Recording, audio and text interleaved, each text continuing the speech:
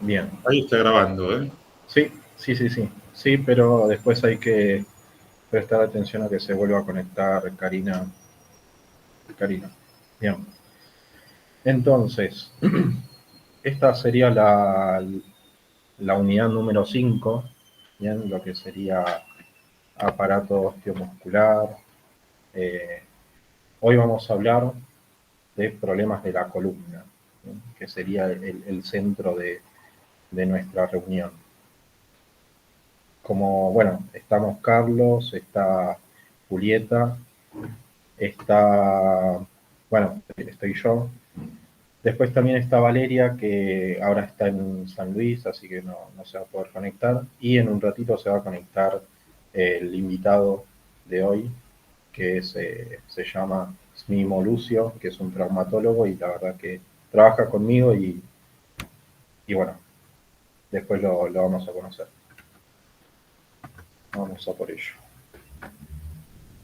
Bien, empezando así a recordar, ¿no? Nosotros tenemos aproximadamente unos 206 huesos. Digo aproximadamente porque nosotros podemos tener un poco más de huesos, ¿bien? Hay algunas personas que tienen algún huesito más, ¿bien? Por ejemplo, a nivel del carpo o a nivel de lo que serían las suturas craneales, ¿bien? Pero 206 hasta pueden variar, 216 más, menos. Y teniendo en cuenta lo que sería el esqueleto o los huesos, nosotros vamos a poder clasificarlos en tres, ¿no? Los huesos largos, los huesos cortos y los huesos anchos, ¿sí? Que van a cumplir funciones, eh, o huesos planos, perdón, van a cumplir funciones así específicas, ¿no? Los huesos largos van a estar principalmente en los miembros, ¿bien? Nos van a ayudar, nos van a servir para hacer palanca. Los huesos cortos se van a cumplir la función de soportar presiones y los huesos planos se van a encargar de proteger órganos. ¿Sí? Un ejemplo, ¿no? Los huesos de lo que sería a nivel del brazo y el antebrazo nos va a permitir hacer palancas teniendo como punto de apoyo o eje la articulación del codo. En lo que es un hueso corto, por ejemplo, el hueso calcáneo del talón, que va a soportar todo nuestro peso. En mi caso estaría soportando 116 kilos, así que un aplauso para mi calcáneo.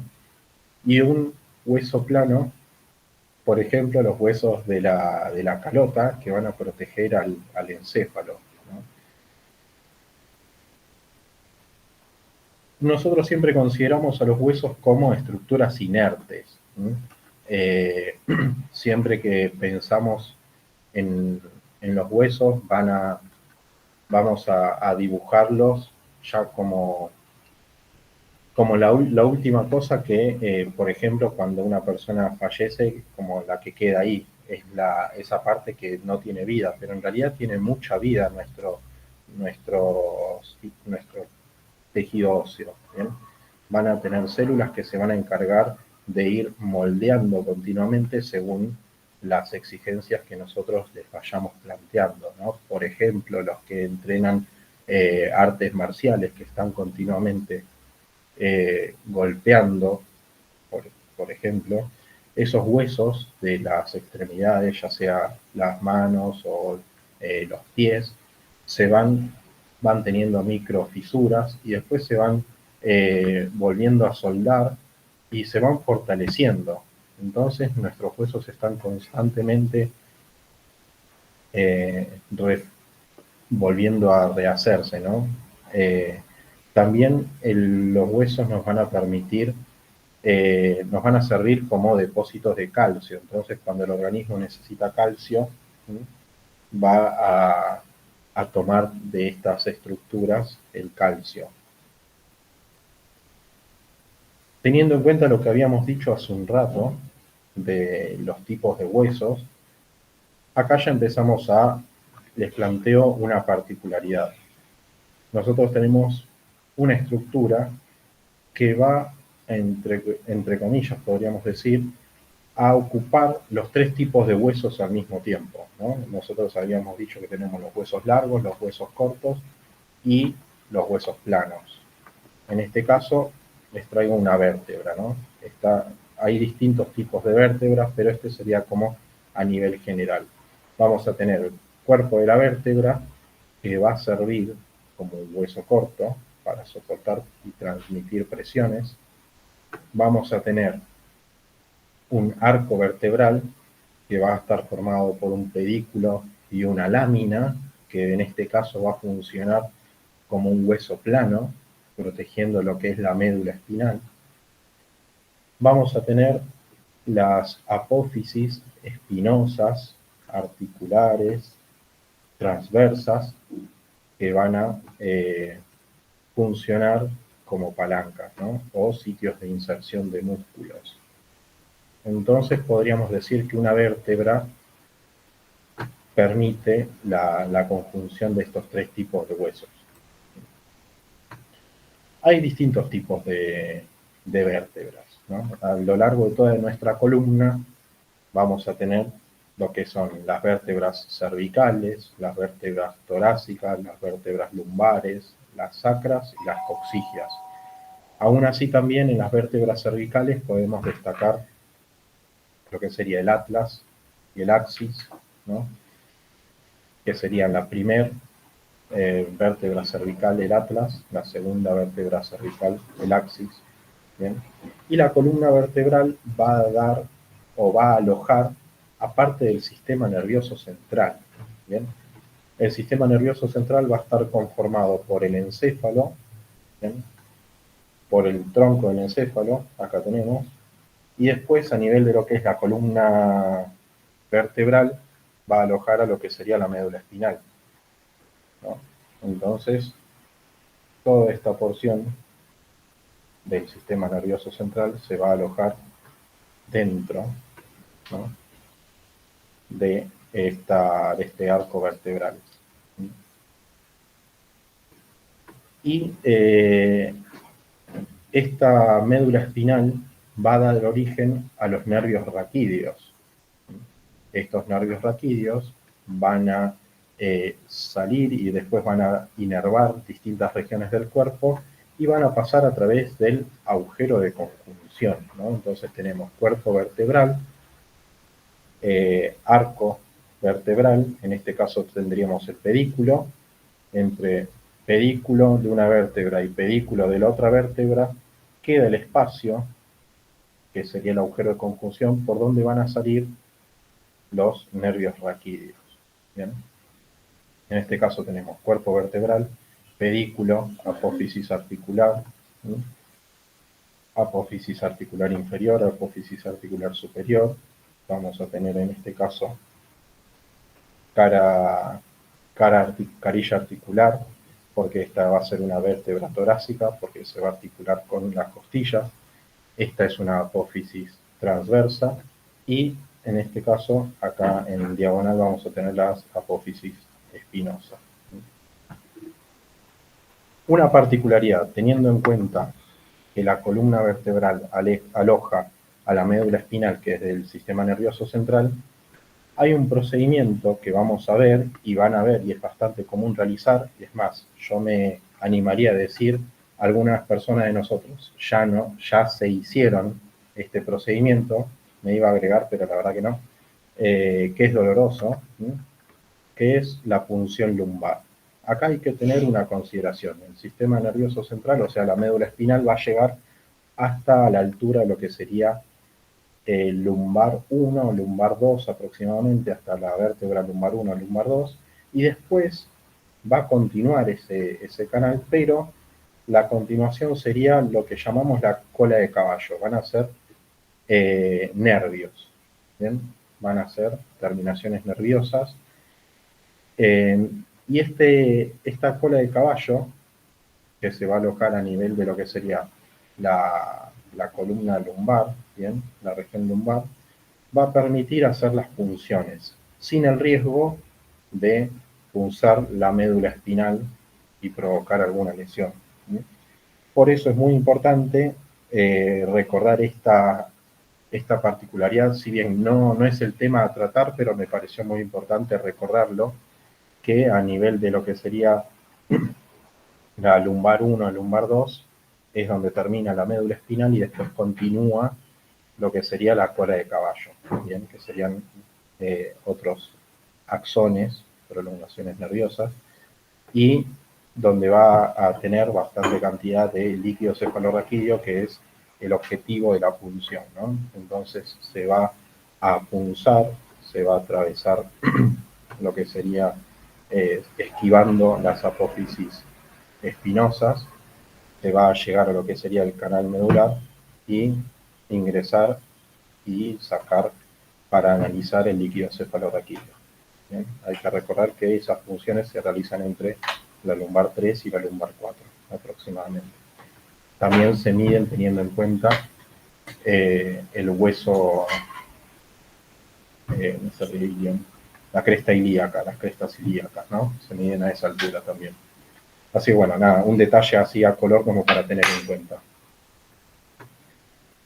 Estas vértebras se van a tener dos tipos de articulaciones. ¿Sí? Nosotros vamos a decir que entre los cuerpos vertebrales se va a dar una articulación del tipo de anfiartrosis, ¿sí? Y entre las apófisis articulares, ya sea la inferior y la superior, se va a dar la articulación del tipo de la artrodia. Pero, ¿qué quiere decir esto? Como para repasar, ¿no? Habían distintos tipos de articulaciones, ¿no? Nosotros teníamos las articulaciones del tipo de la sinartrosis, las cuales no implicaban que tengan movimiento, por ejemplo, las suturas del hueso, de los huesos del cráneo, ¿bien? De la calota.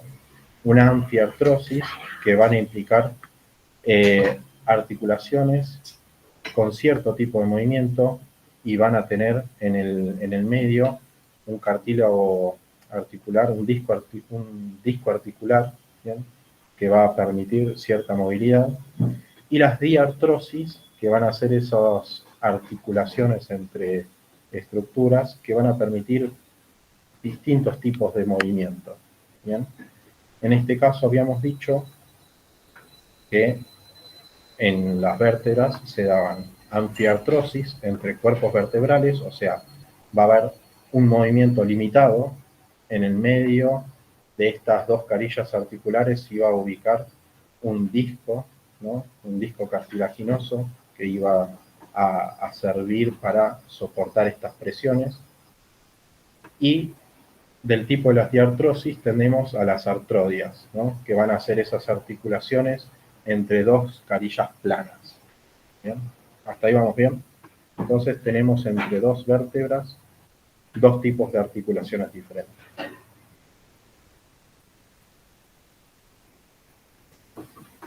Recordemos, también muy importante, porque ya que estamos hablando de que las vértebras tienen articulaciones del tipo de las anfiartrosis, también tiene de las artrodias, ¿no? Las artrodias va a formar parte de las diartrosis, de esas articulaciones sinoviales, y las articulaciones del tipo de las diartrosis van a contar, recordemos esto siempre, de dos huesos en los cuales van a tener las carillas articulares, van a estar recubiertos por cartílago articular, van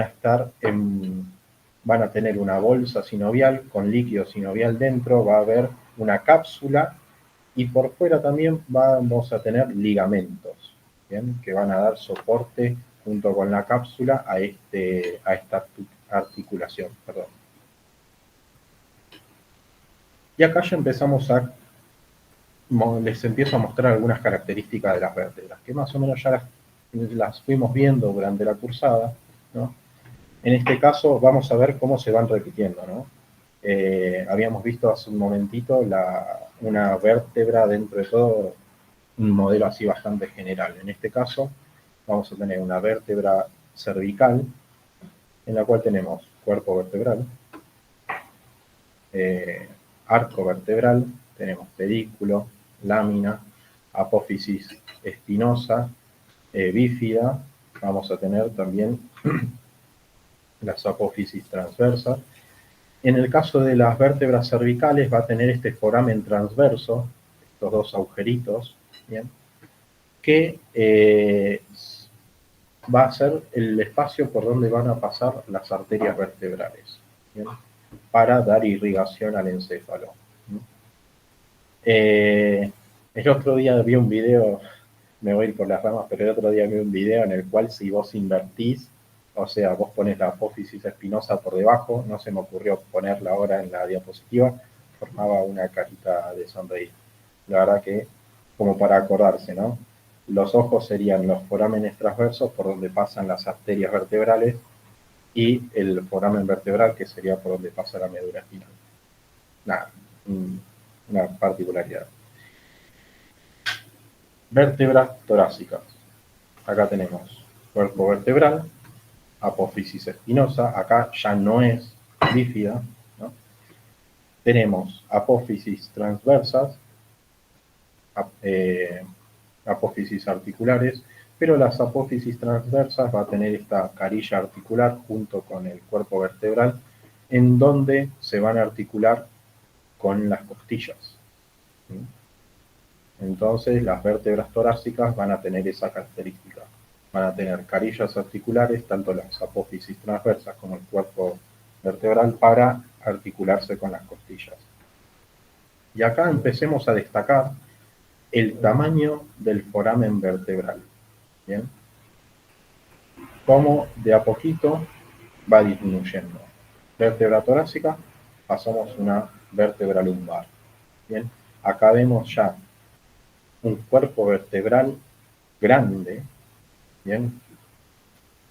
Un foramen vertebral ya bastante chico, una apófisis espinosa, un arco vertebral, lámina, pedículo. Va a tener la apófisis transversa, ¿bien? Pero acá destacamos el tamaño del cuerpo vertebral y cómo se redujo el tamaño del foramen vertebral, ¿no? Porque ya a la altura de la columna lumbar, ya dijimos que salvo en L1, L2, después para abajo no hay más médula espinal, sino que tenemos la cola de caballo. Entonces no va a haber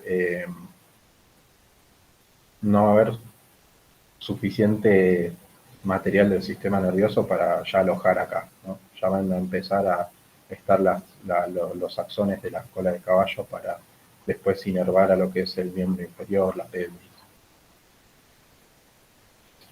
Tenemos el hueso del sacro, que va a estar formado por 5 vértebras, ¿no? Todas soldadas, y después tenemos el coxis por 4 huesitos, ¿bien? 4 vértebras. Vamos a decir, no se los dije, pero a nivel cervical vamos a tener 7 vértebras cervicales, a nivel torácico vamos a tener 12, a nivel lumbar vamos a tener 5, a ver si está el dibujo. A nivel del sacro vamos a tener otros 5 y a nivel del coxis 4. Bien, entonces 7 a nivel cervical, 12 a nivel torácico, 5 a nivel lumbar, 5 a nivel sacro, 4 a nivel del coxis.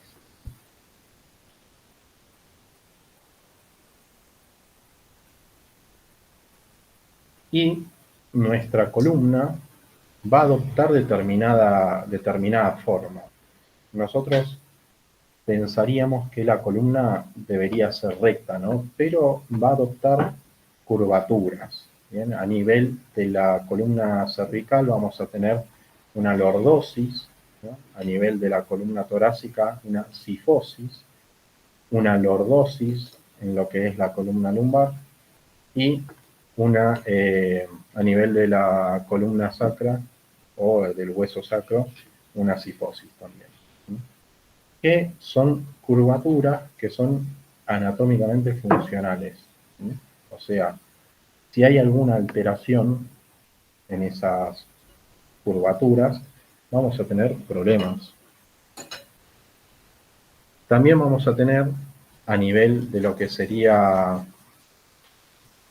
vamos a tener cierta escoliosis, ¿no? Si uno dice, a ver, yo soy diestro, por ejemplo, puedo llegar a tener cierta escoliosis. Sería una curvatura, pero ya a nivel lateral.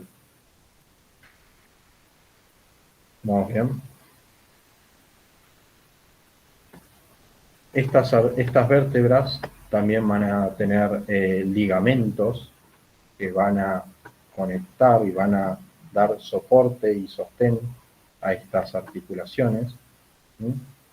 Y en ella, a lo largo de la columna vertebral, se van a insertar distintos músculos. A ver, en lo que es a nivel posterior, perdón, cervical y torácico y lumbar, van a haber muchos músculos que van a hacer de contrapeso a nuestro organismo, ¿no?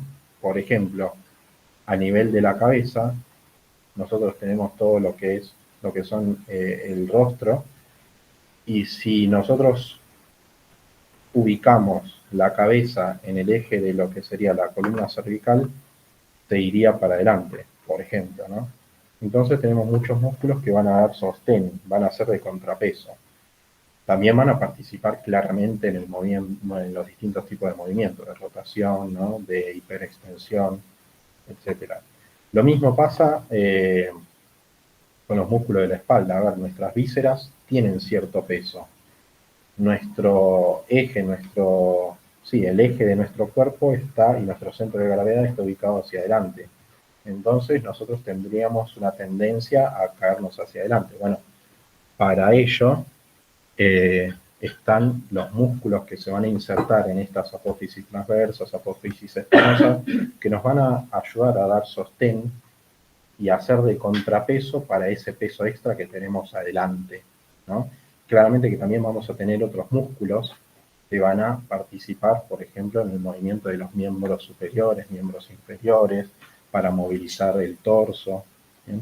Pero tenemos una gran cantidad de músculos que se van a insertar a lo largo de la columna.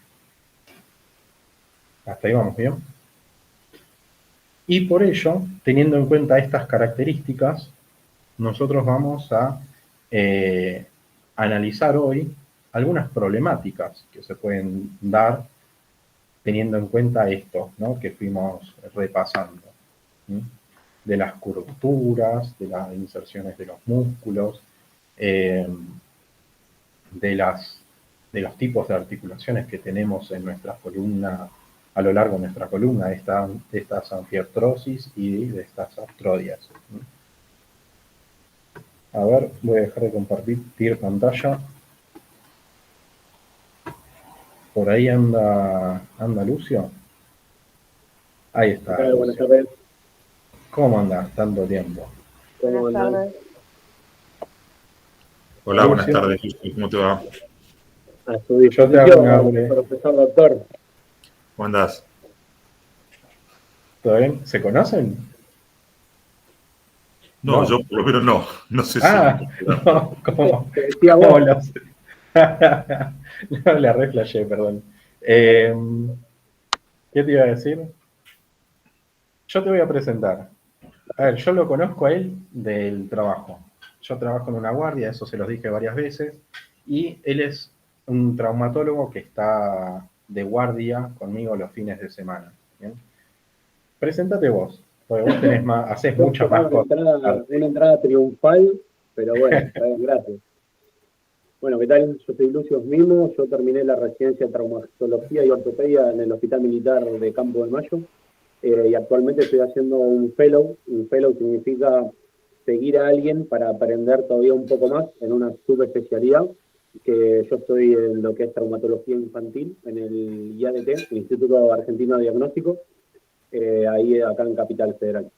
Así que, bueno, y como bien dice acá el licenciado, trabajamos juntos, yo voy los domingos, así que nada, compartimos muchas horas los domingos, así que está buenísimo. Sepan que esto es una pavada que lo voy a decir ahora, pero después lo van a saber valorar, que es la buena onda, digámosle, que traten de llevarse bien con todo el mundo, ¿sí? Porque no saben cuándo van a necesitar a cualquiera, tanto algo personal como en el laburo, ¿viste? Así que y la verdad que en donde se están metiendo es un lugar donde se labura multidisciplinariamente, así que no siempre se labura solo, así que a veces están los traumatólogos, los pediatras, el anestesiólogo, porque ustedes van a ser enfermeros generales al principio, después pueden ir viendo dónde más les gusta, pero bueno, se pueden ir metiendo después, qué sé yo, ser enfermero de quirófano o lo que sea.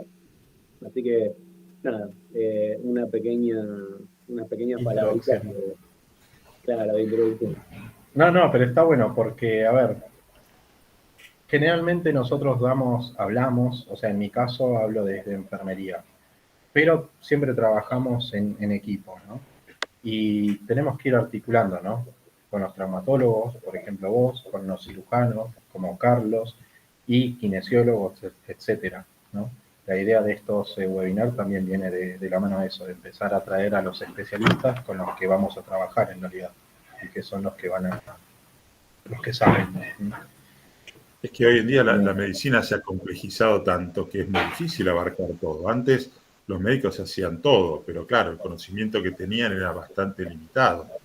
Entonces hoy en día realmente se hace muy difícil.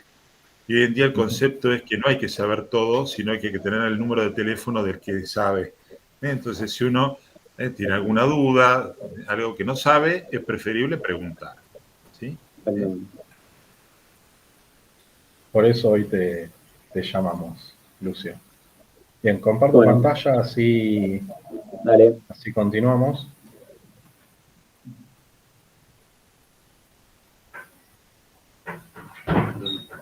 A ver, patologías más comunes de la columna. La idea de eso, del webinar de hoy, era hablar un poco de estas patologías que, si no, a ver, si yo tiro un número, yo diría que el 50% de los que estamos acá conectados tenemos algo de lo que vamos a nombrar hoy, ¿no? Por ejemplo, cervicalgia. ¿Mm? Lucio, ¿qué es la cervicalgia? Comentanos un poco. Bueno, cervicalgia sería más que nada globalmente hablando porque es algo es muy particular. Es un dolor en la región cervical, como bien había hablado Miguel, y como dividimos la columna, la parte cervical es justamente donde sale, digamos, donde terminaría la cabeza y empieza la columna, así con C1, lo que es el atlas, el axis, etcétera, etcétera.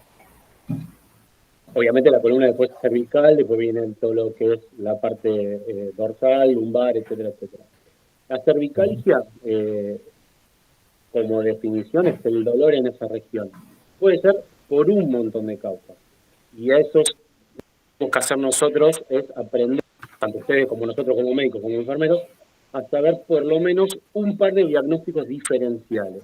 Porque no toda la cervicalgia es, por ejemplo, algo o de causa traumatológica. Puede ser una cervicalgia porque la paciente, supongamos una señora de unos 50 años que va, trabaja, vuelve, etcétera, etcétera, empieza con mareos, cefalea, náuseas, etcétera, etcétera, que son uno de los síntomas, algunos de los síntomas, y lo mandan al traumatólogo. Está bien, nosotros lo evaluamos, obviamente, vemos que la columna cervical, como bien había dicho Miguel, tiene una pseudo forma de C de casa, porque empieza y tiene su curvatura mínima, exactamente, gracias por la diapositiva. Lo que tiene eso es que, eso, donde dice normal, obviamente, esa es la postura inicial y normal de lo que es la columna cervical.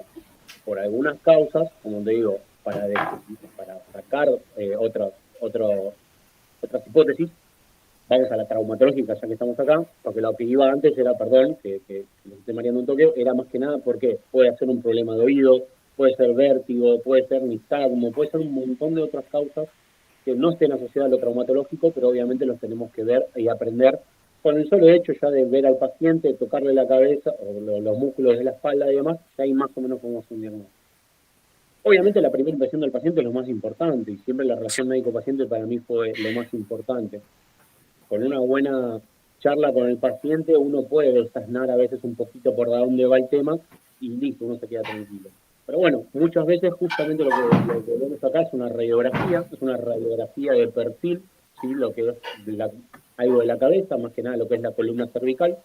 Y miren más que nada la angulación o justamente la no angulación y la superposición de una vértebra arriba de la otra, donde dice rectificada. Justamente muchos de los pacientes que llegan a la guardia a veces es por politraumatismos, sea choque o no sea choque, por ejemplo, puede ser cualquier deporte, jugando al rugby, al fútbol, al hockey, cualquiera, que pegan un latigazo cervical. El famoso latigazo cervical es cuando la cabeza se inclina hacia adelante y atrás muy rápido, que el cuerpo es sabio y sensa y dice, me voy a lastimar, entonces ¿qué hace?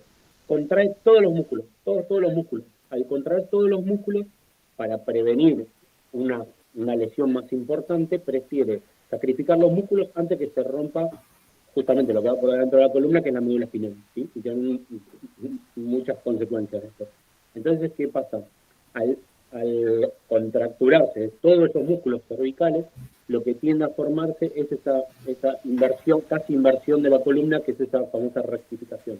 Entonces, entre comillas, que era una normal con forma C de casa, por la acción de los músculos se fueron estirando y quedó rectificada. ¿Por qué? Porque la mayoría de los músculos cervicales se terminan insertando en lo que es el cráneo, ¿sí? En la parte de la región de atrás, en el occipital. El trapecio y, bueno, en el cuello hay un montón de músculos muy chiquititos que, bueno, no viene en el caso, pero para saber que cualquier cosa que veamos una paciente que nos llega, que puede tener dolor de cabeza, las famosas cervicales, que así, hasta hay veces que se le duermen los brazos, o sentir hormigueos, que se llama parestesia. Todo eso puede venir justamente de la columna cervical. ¿Por qué? Acuérdense también que a partir de las raíces de las vértebras, a los costaditos salen raíces nerviosas. De ahí se forman después, en la parte ahora cervical, más que nada el plexo braquial, que bueno, eso forma todo lo que es la sensibilidad y demás de los brazos. Pero bueno, hay que darle bastante bolilla porque no es solamente la columna y músculo. Está toda la parte también sensitiva y motora, que es justamente los plexos y demás. Entonces hay que darle un poquito de bolilla. No sé si se entendió, si querés que profundice un poquito más, estamos bien. No, sería esa alteración en esa lordosis que va a afectar a ese agujero de conjunción, ¿no? Que va a ser por donde van a salir esos nervios raquídeos, que después en el caso a la altura de la columna cervical va a terminar dando lo que sería el plexo braquial, por ejemplo, y después cuando tenemos esta rectificación sentimos hormigueo en los brazos, por ejemplo, ¿no? El típico paciente que nos llega a nosotros en la guardia es cefalea, le molesta al girar la cabeza, entonces ya es como, son dos parámetros como para decir, bueno, tiene un problema a nivel de lo que es la musculatura cervical o la columna cervical.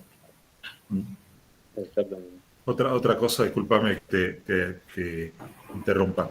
También importante, vos lo mencionaste inicialmente, la relación que hay entre el atlas y el axis, ¿no? Ahí tenemos un punto crítico de la columna cervical. Fundamentalmente, ustedes habrán visto cuando, por ejemplo, hay un accidente de tránsito y demás, una de las cosas que siempre se dice, no le muevan la cabeza, ¿sí? ¿Por qué no le muevan la cabeza? Porque puede llegar a tener una fractura de esa apófisis odontoides del axis y la movilidad de eso puede llegar a comprimir el bulbo raquídeo o el inicio de la médula y generar un cuadro así de cuadriplejía o de la muerte si aprieta el bulbo. Entonces, por ese motivo, ese sector alto de la columna cervical en casos de traumatismo y demás es importantísimo tenerlo en cuenta. Y por eso se colocan los collares cervicales, con la intención de estirar la columna, de dejarla quieta, ¿sí? Y de esa manera, por lo menos hasta que tengamos una radiografía de perfil que nos diga que no tiene fractura, vamos a considerar que la tiene, y hay que inmovilizarlo. Una vez que ya sabemos que no la tiene, podemos sacarle el cuello, podemos movilizar la cabeza. Pero hay que tener mucho cuidado con la columna cervical, porque a ese nivel, entre la primera y la segunda, hay un área muy crítica. Y lo que decía Lucio, es muy importante el tema de la salida de los nervios. Una de las sintomatologías más comunes es la braquialgia, ¿no? La persona que se le acalambran las manos, que tiene pérdida de fuerza, y eso tiene que ver con deformidades de la columna y con presiones de los nervios justo a la salida de los agujeros de conjunción, a veces porque al deshidratarse los discos las vértebras se acercan un poquito más una a la otra y achican el agujero y lo aprietan, o las vértebras se deforman con el tiempo, empiezan a aparecer picos de loro, empiezan a aparecer un cartrosis, que son restos óseos que vinculan una vértebra con la otra. Las vértebras a veces se sueldan unas con la otra y entonces dejan de tener movilidad. Hay un montón de patologías que uno puede tener ahí, pero que se reflejan generalmente hacia los miembros superiores. La patología de columna cervical produce cefalea, como se mencionó, pero también es muy importante cómo se irradia esa sintomatología hacia ambos miembros superiores. Perdón que no sé hasta cuánto querés que ordene el tema. Bueno, hablar de politrauma, hablamos, no sé. Estamos charlando por ahí de cosas que, por lo menos, que te presten atención a determinadas cosas que uno mencionó por ahí en clase cuando hablamos, ¿sí? Para que vean un poquitito la importancia que puede tener. Obviamente de esto se puede hablar eternamente, ¿no? Claro, son temas... Sí, según la etiología, ¿no? Por ejemplo, a ver, lo más común que nos llega a nosotros en la guardia es la rectificación por la posición, ¿no? Yo la primera imagen que le había puesto era un grupo de jóvenes usando el celular. La otra es en el trabajo, en la posición de la pantalla, ¿no? Generalmente, por ejemplo, yo ahora estoy con la cabeza gacha, entonces eso hace que se tensionen nuestros músculos. Entonces es muy importante la ergonomía en el trabajo y también en el estudio, ¿no? Acá les puse una imagen. ¿Qué otro tipo de recomendación nos podés dar como para tratar lo que sería la cervicalgia? Como para... Te hago un paréntesis, ahí me apareció una pregunta que no registré bien quién lo hizo, que si la cervicalgia era la rectificación de la lordosis. Cervicalgia es como algo muy global, ¿no? Es el dolor en la región cervical. Hay que ver si después la cervicalgia está dada por la rectificación, puede ser solamente dolor muscular y no tener rectificación, ¿sí?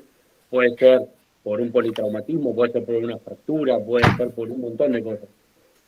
La cervicalgia hay veces que los pacientes migrañosos, por ejemplo, también terminan teniendo cervicalgia, pero no tiene nada que ver, es por un tema más que nada de dolor. Primero habría que estudiar la sintomatología, obviamente en una primera instancia, en el triage, supongamos, listo, tiene dolor en esta región, decimos, listo, esta es una cervicalgia. Después la estudiamos, tenemos tiempo. Y como bien dijo el loco, obviamente, si sabemos que ya viene por un politraumatismo o lo que sea, seguramente ya venga con un collar, que este collar se llama collar de Filadelfia, por la duda, si no lo sabe, eso es fundamental que lo tengan, ¿sí? Que lo tengan siempre presente porque ante cualquier politraumatismo lo primero es la inmovilización, ¿sí? Que traumatológicamente hablando siempre inmovilizamos primero y después vemos qué hacemos, hablando burdamente. Y me decía, ¿qué recomendaciones? Bueno, las recomendaciones más que nada pensando en que es algo más, que no sea algo traumático, postraumático, etcétera, que sea el famoso paciente que viene porque estuvo haciendo ejercicio, o el que justamente está estudiando mucho tiempo, como decía Miguel, mirando para abajo, o las pantallas no tenerlas en una buena angulación y demás. Siempre lo que sirve ante una cervicalgia, o si yo sé, por ejemplo, que tengo que estudiar mucho, lo que sea, esto es lo que dijo Miguel, ¿no? Obviamente, mantener las pantallas altas, tratar de tener una buena distancia de donde estamos teniendo que apuntar con el tema de la vista. Muy bien la espalda, que esté bastante recta, el apoyo más que nada también dorsal y lumbar es fundamental. Por ejemplo, yo sé que voy a estudiar 4, 6, 8 horas durante el día, bueno, sé que voy a estar 8 horas en la pantalla, me acomodo bien, etcétera. Cuando ya veo que me estoy cansando, podemos aflojar un ratito del estudio, 5 o 10 minutos, podemos elongar, ponernos calor, ¿sí? Siempre ante un dolor muscular que vemos que sea más asociado a lo que es una contractura, lo primero que le ponemos es siempre calor. Versus algo agudo que ya sea un golpe o algo por un traumatismo, ¿sí? Siempre es hielo en este caso. Por ejemplo, estaba jugando al fútbol y me pegaron un rodillazo, no sé qué, eso se inflama y entonces ponemos hielo. Acá lo que pasa es que el músculo se está empezando a fatigar, entonces empieza justamente a contraer, a ponerse bien duro. Entonces, para aflojarlo y que esté más maleable, siempre le ponemos un poquito de calor, ¿sí? Cualquier fuente de calor es válida, no hay ningún problema. Y después, como cualquier otro músculo para aflojarlo, es la elongación, ¿sí? Podemos elongar todos los grupos de lo que son los músculos posteriores, hay 2 millones, pero bueno, se pueden mover para un lado, para el otro, llevar el mentón a lo que es el pecho, ¿sí? Eso va a hacer que tire un montón, llevarse con el brazo agarrándose de la oreja para el otro hombro, ¿sí? Eso sería más o menos si es algo no traumático, ¿sí? Si vemos que es realmente una contractura muscular. Si la cervicalgia es dada por una posición antálgica, sería una posición de dolor o tortura, ¿sí? Por ejercicios, obviamente las pausas son fundamentales, ¿sí? Y realizar esto cuanto mayor veces, digamos, cada uno pueda hacerlo durante el día, eso sería lo ideal, ¿sí? Si lo haces una vez por día y te va a seguir molestando, o por lo menos no se te va a ir tan rápido como realizar 5 o 6 veces poniéndote calor, elongación, obviamente todo lo que es antiinflamatorio, cualquier tipo de AINE, mientras que pueda el paciente le podemos dar, eso va a ayudar un montón, ¿sí? Bueno, son estas las recomendaciones. No sé qué te parece, Miguel. Genial, ¿no? Sí, muy importante la elongación, ¿no? Ejercicios. A ver, no es algo que nosotros estemos acostumbrados a hacer, pero se recomienda. Sobre todo en algunas instituciones te dan el tiempo para hacer elongaciones, ejercicios, ¿no? Pero sí, ahora en la vida cotidiana nosotros estamos en posiciones que no son las adecuadas para nuestra columna, ¿bien? Ahora vamos a ver otros tipos de patologías, pero la cervicalgia es más por el uso de la tecnología, ¿no? De estar con la cabeza gacha, ¿bien?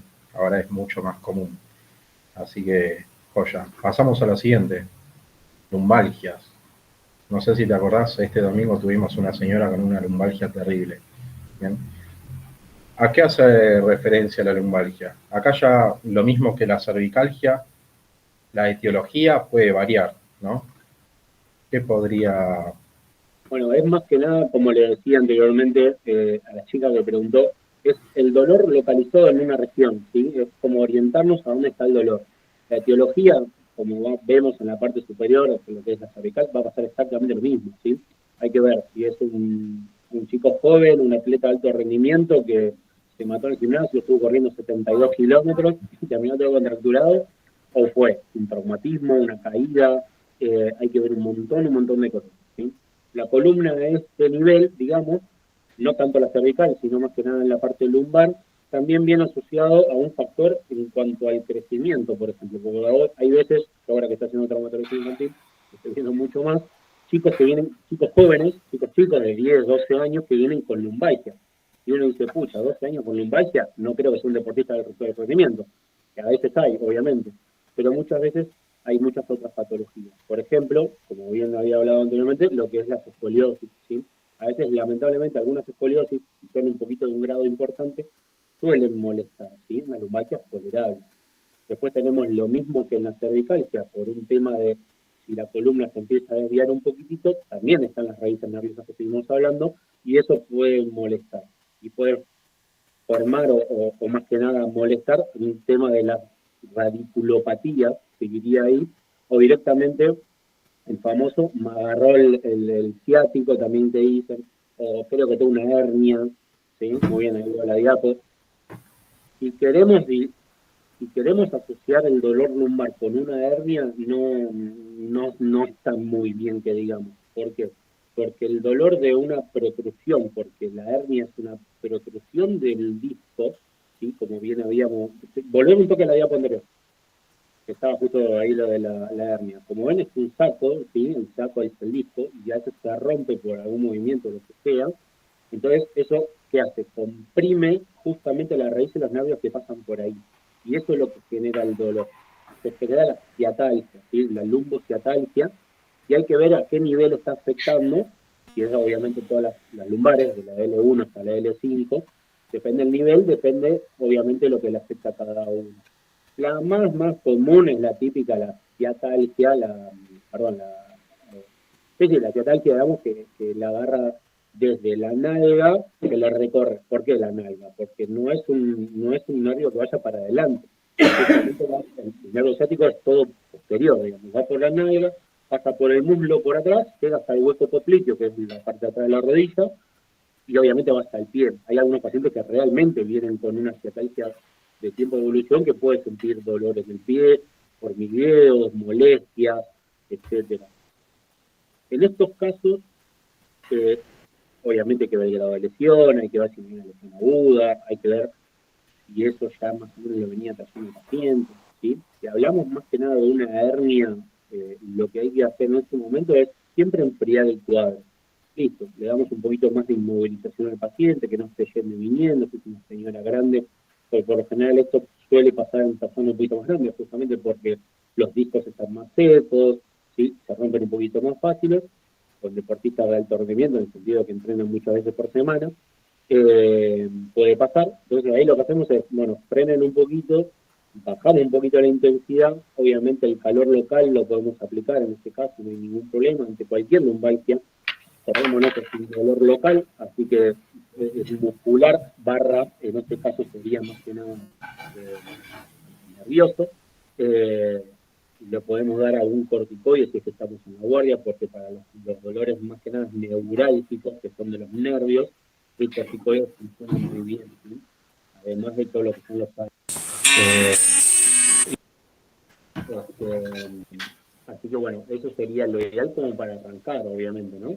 Después empezar a estudiarlo. Si realmente la fasciatalgia fue por una lesión a nivel del disco, o si fue una hernia, o si fue solamente por una sobrecarga, o pacientes, por ejemplo, tienen alguna mini discrepancia entre una pierna y otra y hacen un desbalance pélvico, y eso genera contractura más de los músculos de todo lo que es una espalda.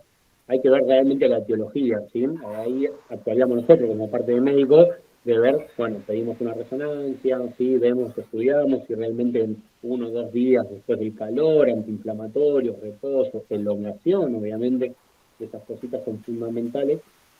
Vemos si sigue el dolor, ahí ya lo estudiamos obviamente con una resonancia o algo un poquito más profundo. Pero si nos abocamos a lo que sería la parte más común, entre comillas, sería algo más muscular, que puede estar asociado o no a algo más nervioso, ¿sí? En este caso sería el ciático, es uno de los que se lleva el mayor porcentaje. Pero si te viene un paciente que directamente va, o sea, que tiene dolor en la ingle, por ejemplo, en la cara anterior del muslo, también eso es una ciatalgia que afecta a otra de las ramitas ahí, pero va para adelante, que también hay que tenerlo como diagnóstico diferencial, ¿no? Obviamente. Sí, muy importante en estas dos situaciones clínicas que son recontra comunes, ¿no? Ver la etiología, ¿no? Esto que venís destacando. O sea, creo que todos tenemos dolor de cuello, creo que todos en algún momento tuvimos dolor a nivel lumbar, pero tenemos que hacer ese diagnóstico diferencial, o sea, acudir al especialista para identificar la etiología, ¿no? Ya sea por una hernia, ya sea por una alteración a nivel de la línea de la columna o de las curvaturas de la columna, y en relación a la etiología, el tratamiento, ¿no? Así que es muy importante de destacar eso. Y vamos viendo cómo distintas etiologías van afectando, por ejemplo, estas terminaciones nerviosas, estos discos cartilaginosos que se encuentran entre los cuerpos vertebrales, ¿no? Que tienen que tener también sus características, porque si se alteran, disminuye el espacio entre los cuerpos vertebrales y pueden afectar a las terminaciones nerviosas, estos nervios raquídeos. Siguiente diapositiva. Ahí, espera, ahí alguien había preguntado algo. Sí, eso te iba a decir. ¿Cómo influye el pie plano en la columna lumbar? Mirá, el pie plano, hay una mayoría de las veces, en realidad, no, está asociado, pero no a las patologías de la columna. El pie plano se divide, groseramente hablando, para no entrar demasiado en el tema, en dos. El pie plano elástico y el pie plano, lo que sería fijo rígido, ¿sí? El que a mí me asusta, a mí como médico hablando, ¿no? Es el rígido. Eso es el paciente que lamentablemente en algún momento se va a terminar operando. ¿Por qué? Hay 3, 4, 5 causas más importantes que ya son mecánicas, que eso nosotros con una plantillita no podemos ayudar, ¿sí? Que es la disposición del astrágalo y el calcáneo, que son los dos huesos, digamos, del tobillo. El astrágalo es con el que articula la tibia y el calcáneo con el que pisamos. Entonces, eso a veces se ponen de otra orientación para no entrar muy en detalle, y eso hace que no podamos tener el arquito planta. Y eso trae un montón de problemas, ¿sí? No trae problema. Hay gente que vive toda su vida con pie plano y no pasa nada. Y es el lapso, el flácido, ¿sí? Y es el rígido, va a tener un poquito más de problemas con las rodillas, la columna, justamente puede traer un poquito de lumbalgia. ¿Por qué? Porque al pisar mal, a veces hay justamente un desbalance y eso genera un poquito más de agotamiento de los músculos. Pero no tiene nada que ver que tenga no sé, una escoliosis o no sé por dónde iba la pregunta. Pero si tenés pie plano, que tal vez viste que es porque uno tiene pie plano y pregunta, seguramente porque en la mayoría de los casos son pies planos flexibles, ¿sí? Otra técnica, si querés, para saber en casa, te pones en puntita de pie y te fijas, o vos o alguien que se fije si se te forma el arco en el pie. Eso significa que es lapso, ¿sí? Entonces en eso no hay problema, que hay que ver y estudiar, ¿no? Obviamente, y de última, si tenés dolor, te pone una plantillita. Dolor de pie, no dolor de lumbar. Dolor de pie, se pone una plantillita más que nada para ayudar. El pie plano, móvil o flexible, es como alguien yo tenía miopía de astigmatismo y que tenía que usar un poquito de anteojos para ayudar al ojo a guiar para que pueda llegar a ver.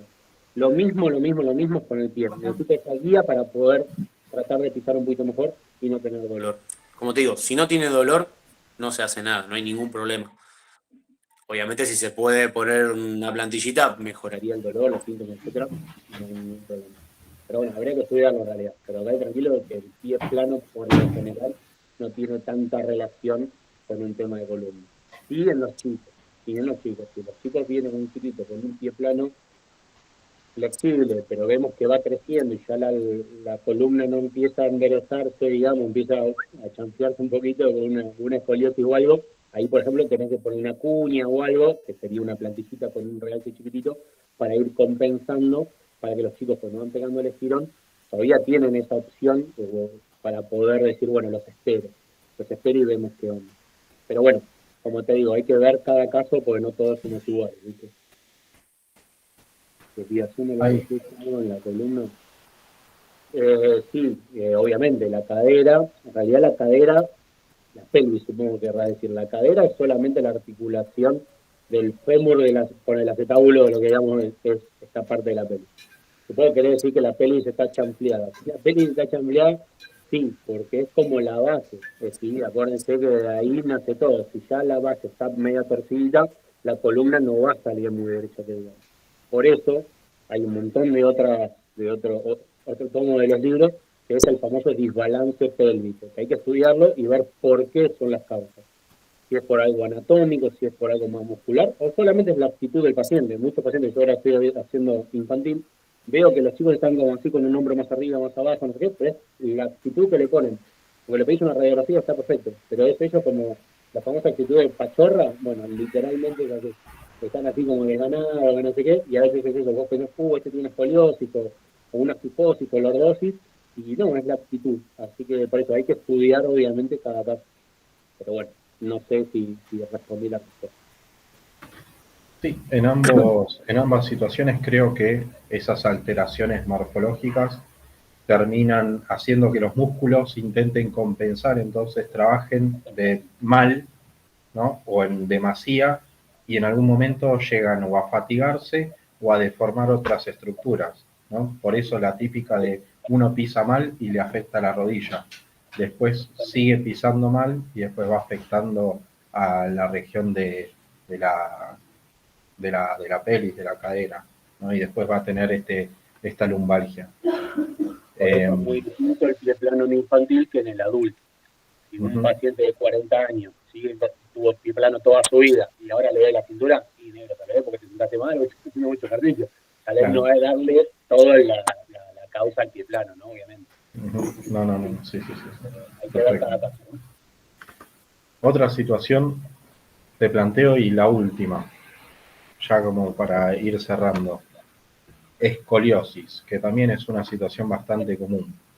¿Qué es la escoliosis? Yo sé que si uno tiene cierta predominancia con un miembro, por ejemplo, si uno es diestro, uno puede tener cierta escoliosis, ¿no? Pero acá tenemos acá vamos a tener un poco más pronunciada esta escoliosis. La escoliosis es un desbalance de la columna, ¿sí? Hacia los costados, para poder decir. Lo que dije anteriormente, la lordosis, la cifosis y demás, es lo que vemos nosotros de adelante a atrás, lo que es antero-posterior, y las escoliosis es justamente para lo que son los lados hacia la derecha y la izquierda, digamos, ¿ven? Como ven ahí en el grafiquito, está muy bien. Escoliosis, tenemos un montón de causas de escoliosis. Yo les cuento de la parte que estoy viendo ahora, que es de los niños, que realmente las escoliosis empiezan en la edad, o sea, lo que son las infancias. Es muy raro que un adulto normal, que tenga la columna normal, tenga después escoliosis. ¿Por qué? Porque nosotros, ¿tenés algún espinograma ahí, Miguel, de casualidad? No. Espinograma no. Ay, qué lástima. ¿Y algo de pelvis, cadera, para mostrar una pagadita? Tampoco. No importa. Si querés dejar esta, no pasa nada. O volver a la primera que se veía más o menos todo de la señora.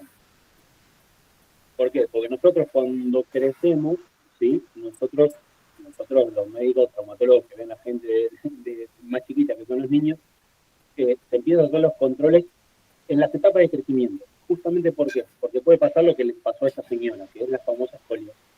Si nosotros no vamos midiendo o viendo qué grado de escoliosis tiene, si la dejamos, más que nada, por ejemplo, en las mujeres, por el tema de la menarca, más o menos 12 años, 11, ya sabemos que una vez que hicieron la menarca, que es la primera menstruación, tienen 2 años de más, o sea, es mi última chance para tratar de arreglarlo. ¿Bien? Si ya se me va de esa etapa, ya la columnita va a quedar como quedó, ¿sí? O sea, a lo que voy es, pacientes adultos, que le notamos una escoliosis, es que la tiene de los 12 años, 14 años, entre comillas, si fuese una mujer, y en el adulto, en el hombre, más o menos lo mismo, a partir de los 15, 16, ¿sí? Los hombres como que maduramos todavía un poco después. Algunos no maduramos y todo. Pero bueno, lo que es más que nada en los niños, hay que ver si la escoliosis es a nivel lumbar, ¿sí? Lo que son las torácicas, ¿sí? La más común, que es la escoliosis de la infancia, es la columna que va para la derecha en el tema de lo que es la parte torácica y hacia la izquierda en la parte lumbar. Esa es la más común de los infantes. ¿Cómo se arregla? Obviamente hay muchísimas clasificaciones, hay que medir ángulos, ¿sí? El famoso ángulo de Cobb, que es tomar una de las vértebras, las más rectitas de abajo, que serían las últimas lumbares, tratar de enganchar las más rectitas de las dorsales o las torácicas, dependiendo del nivel donde esté la curva, y ahí sacamos un ángulo.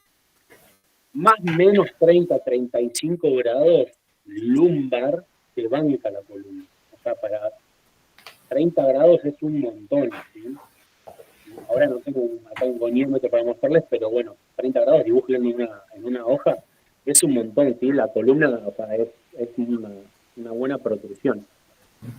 Si tiene 30 grados, o 27 grados, y tiene 10 años, y es una nena, sabemos que todavía está por pegar otro estirón, porque sabemos que la menarca más o menos le va a venir entre los 11 12 años, va a seguir creciendo. Entonces a esa pacientita la voy a controlar un poquito más seguido, cada 6 meses, ¿sí? No esperarle un año, porque tal vez en un año pegó el crecimiento y ahí es cuando se nos fue, ¿sí? Y la escoliosis de 27 grados pasó a 35, que ahí es la limitación de corset, por ejemplo.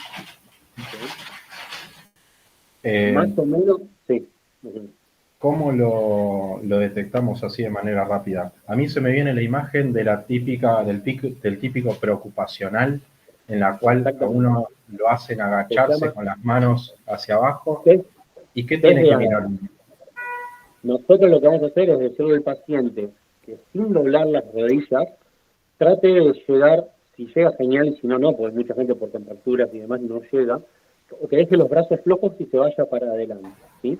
Este test se llama test de Adams y yo me voy a poner como observador de la parte de atrás, como viéndole la nalga, ¿sí? Yo le voy a ver las nalgas, pero no le voy a las nalgas porque lo que me interesa es, a partir del sacro, mirar del sacro para la nuca. Yo voy a tomar como referencia siempre la columna, que la columna tiene que estar en el medio, y tengo que ver de la parte derecha y la izquierda exactamente la misma anatomía. Si la parte izquierda tiene una lomita, la parte derecha tiene que tener otra lomita. Si la parte cerca de las escápulas, digamos, tiene una lomita o una depresión, del otro lado tiene que tener exactamente lo mismo. Ahora bien, si yo veo desde la parte lumbar versus sacra, que arranca la columna, pero veo que empieza a chanflearse para allá, después vuelve y trata de mantenerse, ahí ya veo o me suena a que puede llegar a tener una escoliosis, ¿sí? Ojo que muchas de las escoliosis son idiopáticas, ¿sí?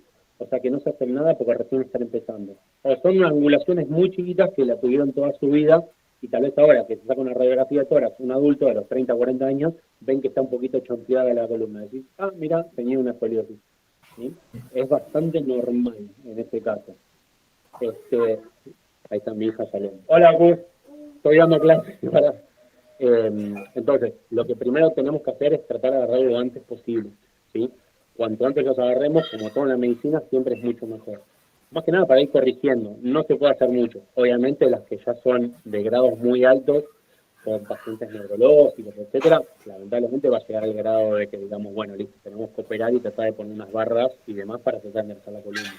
Pero la idea es esa, ¿sí? La escoliosis, si la detectamos en un paciente adulto, quedémonos tranquilos que no hay mucho para hacer, excepto que sea alguien que venía del campo, que nunca se vio y tiene problemas respiratorios, porque tiene totalmente colapsado el tórax, porque está totalmente la curvatura es muy grande, ¿sí? Pero no, nada, creo que la clase de hoy es solamente para hablar un poquito del tema ¿sí? Más que nada prestar un poquito de atención a los chicos, ¿sí? Y esto lo ven, estamos, como hablamos recién, estamos todos relacionados y es interdisciplinario esto, nos llegan constantemente preguntas de, obviamente, los pediatras, ¿sí? Es el control anual, le hace este test el pediatra, pero hay veces que como duda, lo que sea, nos viene a nosotros. Entonces, eso estaría bueno tenerlo como parámetro, ¿sí? A los chiquitos revisarle la columna, justamente pre y post menarca, y bueno, los nenes, a los varones también la misma más o menos franja etaria, pero bueno, más que nada, eso es importante. Eso es importante, la escoliosis. Muy importante, Y como les entonces. digo, tratamiento de una escoliosis hasta los 13, 14 años, que no tengan más de 30 grados, plantillas. ¿Por qué? Porque hay veces que la columna está rotadita, pero hay veces que también está rotado lo que es la pelvis, ¿sí? Si es la pelvis por un desbalance pélvico, como les dije antes, le ponemos una plantillita para que pueda compensar la cadera, ¿sí? Se pone más o menos a la misma altura y ahí la columnita en el próximo elongación, el estiramiento que va a hacer, va justamente a estirar para arriba y va a tratar de lograr esa normalidad, digamos, de la columna. Si es un paciente adulto que le sacamos una radiografía por una lumbalgia, un traumatismo y vino por lumbalgia y vemos que tiene una escoliosis, bueno, tranqui, vamos a laburar con el tema de la lumbalgia, vamos a tratar de calmar el síntoma, vemos qué pasó, anda a ver al especialista en columna para que te revise, ¿sí? No creo que la escoliosis en ese momento le termine generando una lumbalgia por algo agudo, ¿sí? Una escoliosis es algo de la etapa del crecimiento de la columna, ¿sí? Obviamente que si hay una escoliosis importante, esos músculos, como bien decía Miguel, de un lado y del otro, que yo le decía que comparativamente deberían ser iguales, no van a ser iguales. El de un solo lado, el que está más colapsado, va a tener los músculos mucho más duros, más contraídos y demás, y va a generar un poquito más dolor. Pero por lo general esos pacientes ya lo saben, porque vivieron con eso toda su vida. Así que ya ellos ya más o menos te dicen el diagnóstico, che, mira, tengo una lumbalgia terrible, pero yo tengo una escoliosis terrible y nunca me hice nada. Y bueno, nada, te dice, como que vas guiando, ¿sí? Pero bueno, nada, no sé si querés que diga algo más, si te vino bien. Sí, muy importante entonces de los chicos.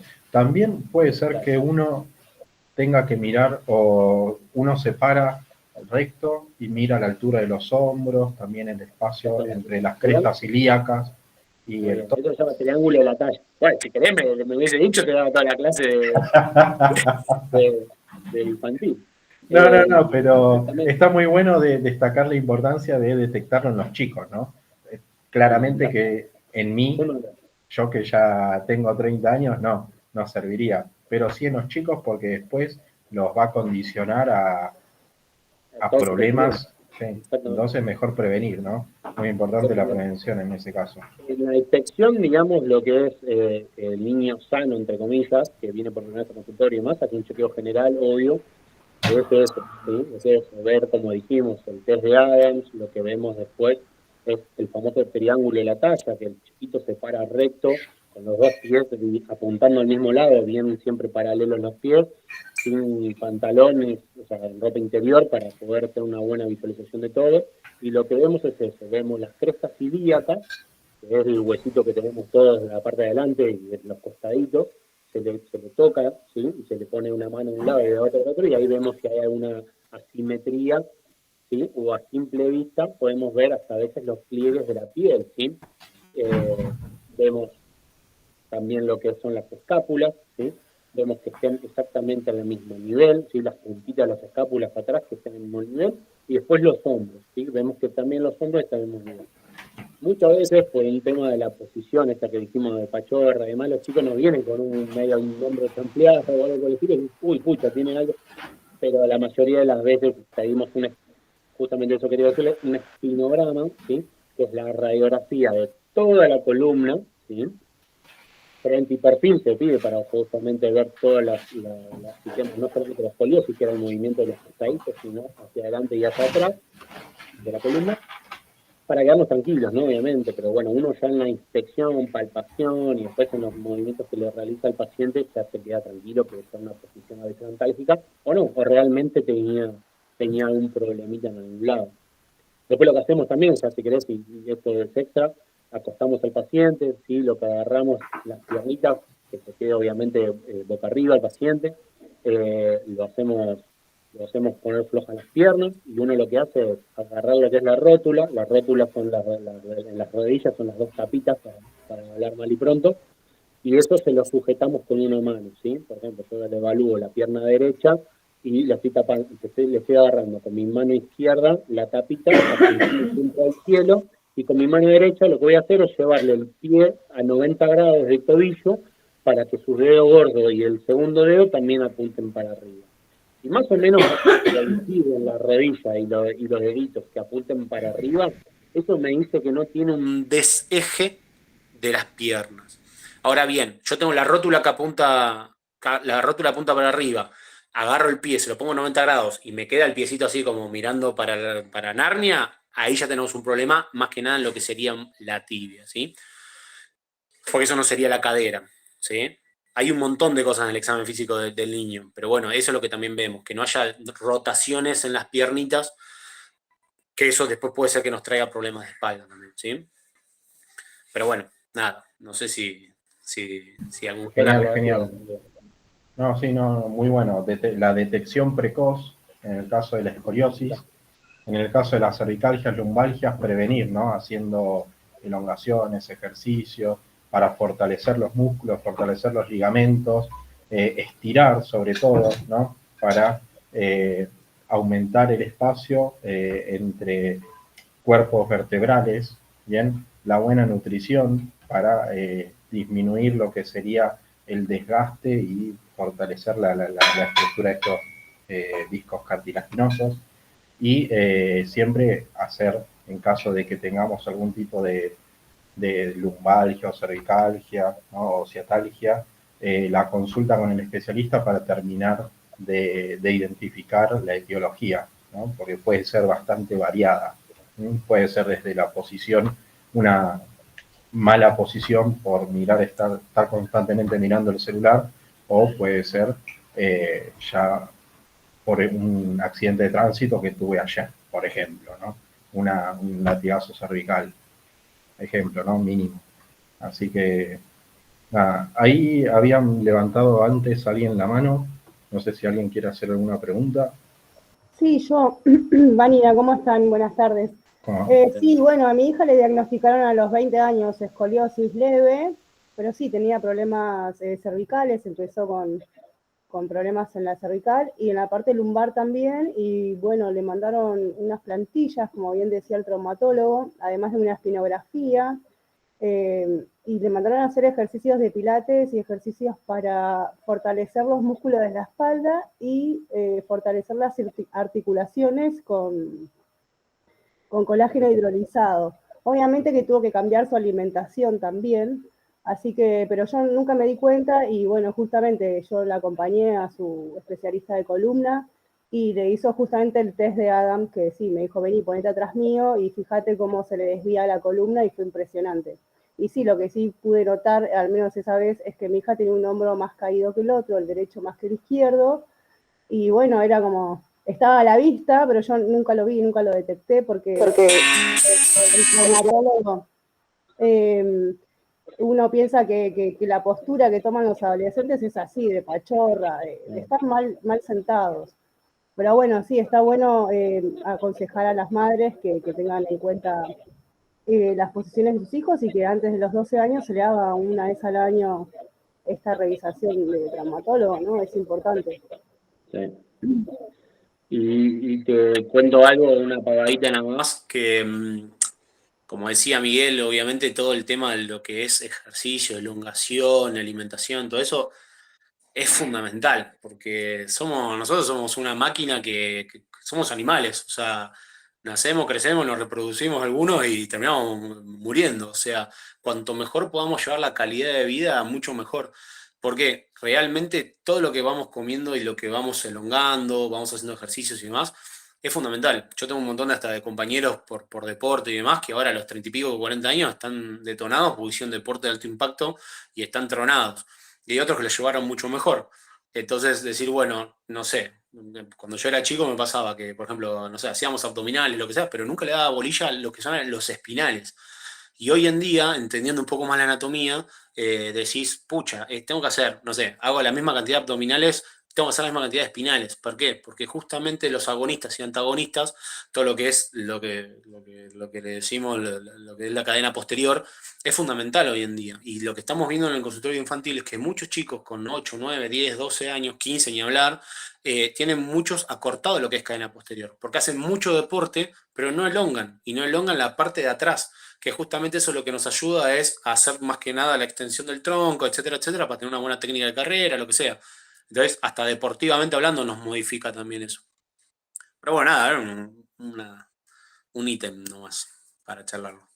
Un detalle, pero que es importante, porque ahora está de moda que los chicos empiecen el gimnasio, por ejemplo, a los 16 años, no se hicieron controles y empiezan encima a hacer CrossFit y se mandan así nomás.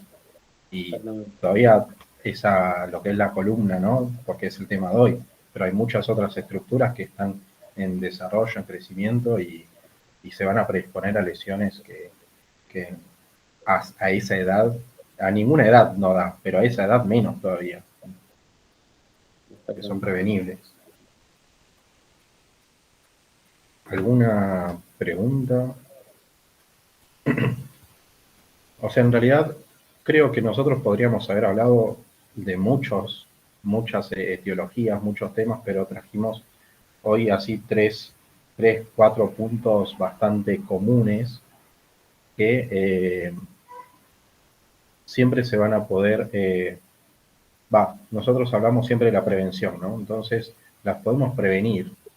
Tenemos que educar mucho, educarnos a nosotros, a nuestra familia, a nuestros hijos, para poder identificarlos y no llegar a ese grado de dolencia, ¿no? Que después hay que identificar cuál es la etiología de esa dolencia. Es muy importante lo que decía Vanina. Uno, cuando empieza a aprender, empieza a mirar las cosas con otro ojo, ¿no? La visión es distinta, ¿sí? Y eso hace al conocimiento, ¿sí? Cuando uno va aprendiendo, va mirando las cosas que antes por ahí no le prestaba atención. De ahí lo interesante de aprender, justamente. Bueno, Lucio, la verdad que un fenómeno. Muy claro, muy bueno. Te agradezco muchísimo tu aporte. Lo que necesiten. Bueno, y gracias a Miguel, que siempre es el alma mater de todo esto, quien tiene el empuje como para poder hacer estas reuniones. Así que bueno, esperemos poder continuar con esto. Un placer, chicos.